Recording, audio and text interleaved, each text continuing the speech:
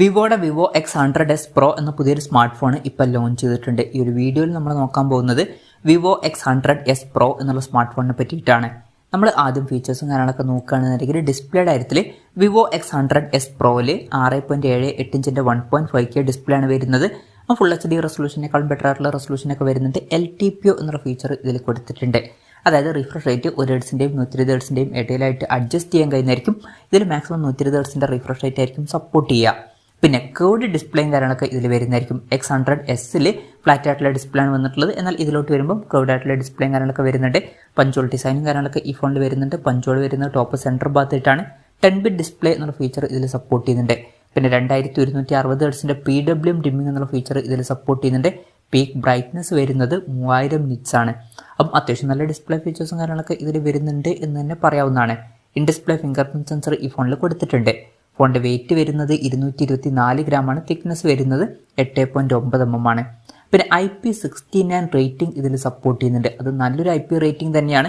അപ്പം ഈ phone water റെസിസ്റ്റൻറ്റും അതുപോലെ തന്നെ ഡസ്റ്റ് റെസിസ്റ്റൻറ്റുമാണ്.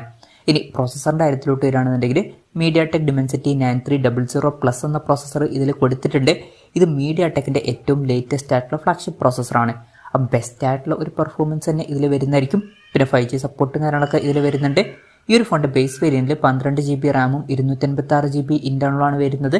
16 GB റാമും 512 GB ഇൻറ്റേർണലുമായിട്ട് വരുന്ന വെർഷനും അതുപോലെ തന്നെ 16 GB റാമും 1 TB ഇൻറ്റേർണലുമായിട്ട് വരുന്ന ഒരു വെർഷനും വരുന്നുണ്ട്. LPDDR5Xൻ്റെ റാമും UFS 4.0 സ്റ്റോറേജ് ടൈപ്പും കാര്യങ്ങളൊക്കെ ഇതിൽ വരുന്നുണ്ട്. പിന്നെ സ്റ്റീരിയോ സ്പീക്കേഴ്സ് ഈ ഫോണിൽ കൊടുത്തിട്ടുണ്ട്. Android 14 ബേസ് ആയിട്ടുള്ള സോഫ്റ്റ്വെയർ ആണ് ഈ ഫോണിൽ വരുന്നത്. ക്യാമറയുടെ കാര്യം പറയുകയാണെന്നുണ്ടെങ്കിൽ ഫോണിൻ്റെ പിന്നിൽ ട്രിപ്പിൾ ക്യാമറ സെറ്റപ്പാണ് കൊടുത്തിരിക്കുന്നത്. 50 മെഗാ പിക്സലിൻ്റെ f1.75 വരുന്ന മെയിൻ ക്യാമറ സെൻസറാണ് ഈ ഫോണിൽ കൊടുത്തിരിക്കുന്നത്. ഇതിൽ 1 ഇഞ്ചിൻ്റെ സെൻസറാണ് വരുന്നത്. ഇത് സോണി IMX 989ൻ്റെ സെൻസറാണ്. പിന്നെ 50 മെഗാ പിക്സലിൻ്റെ f2.5 വരുന്ന ഒരു സൂപ്പർ ടെലിഫോട്ടോ ലെൻസ് ഇതിൽ വരുന്നുണ്ട്. ഇതിലും OISൻ്റെ സപ്പോർട്ടും കാര്യങ്ങളൊക്കെ വരുന്നുണ്ട്. പിന്നെ 4.3x ഒപ്റ്റിക്കൽ സൂമും കാര്യങ്ങളൊക്കെ ഇതിൽ സപ്പോർട്ട് ചെയ്യുന്നുണ്ട്. ഇത് കൂടാതെ 50 മെഗാ പിക്സലിൻ്റെ f2.0 വരുന്ന അൾട്രാ വൈഡ് ആംഗിൾ ലെൻസ് ഈ ഫോണിൽ വരുന്നുണ്ട്. പിന്നെ ഫ്രണ്ടിൽ 32 മെഗാ പിക്സലിൻ്റെ f2.0 വരുന്ന സെൽഫി ക്യാമറ ആണ് വരുന്നത്.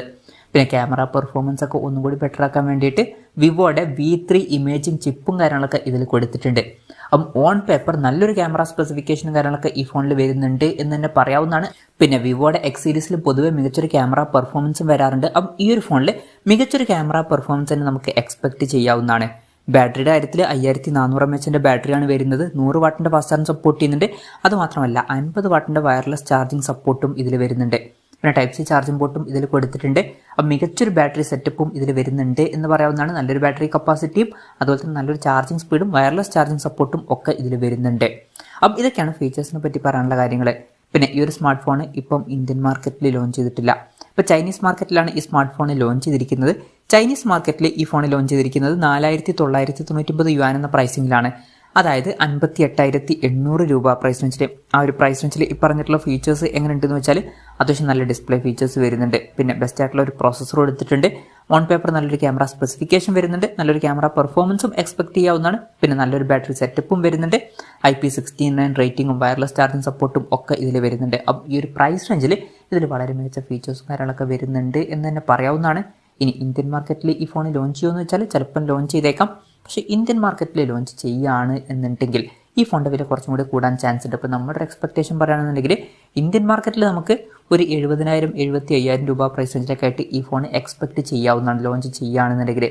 ഇന്ത്യയിലെ ലോഞ്ച് ഡേറ്റിനെ പറ്റിയിട്ടുള്ള ന്യൂസുകളൊക്കെ വരുമ്പോൾ അതിനെ പറ്റിയിട്ടുള്ള വീഡിയോസൊക്കെ നമ്മൾ ചെയ്യുന്നതായിരിക്കും. അപ്പം അതുപോലുള്ള വീഡിയോസ് കാണാൻ താല്പര്യമുണ്ടെന്നുണ്ടെങ്കിൽ ഈ ചാനൽ സബ്സ്ക്രൈബ് ചെയ്യാവുന്നതാണ്. എന്തായാലും വിവോയുടെ വിവോ X100s Pro എന്ന പുതിയൊരു സ്മാർട്ട് ഫോൺ ലോഞ്ച് ചെയ്തിട്ടുണ്ട്. ഈ ഒരു ഫോണിനെ പറ്റിയിട്ടുള്ള നിങ്ങളുടെ അഭിപ്രായം ജസ്റ്റ് ഒന്ന് കമൻറ്റ് ചെയ്യുക. അതുപോലെ തന്നെ ഈ ഒരു സ്മാർട്ട് ഫോൺ ഇന്ത്യൻ മാർക്കറ്റിൽ നിങ്ങൾ ഏത് പ്രൈസിങ്ങിലാണ് എക്സ്പെക്ട് ചെയ്യുന്നത് എന്നുള്ള കാര്യം കൂടി ജസ്റ്റ് ഒന്ന് കമൻറ്റ് ചെയ്യുക.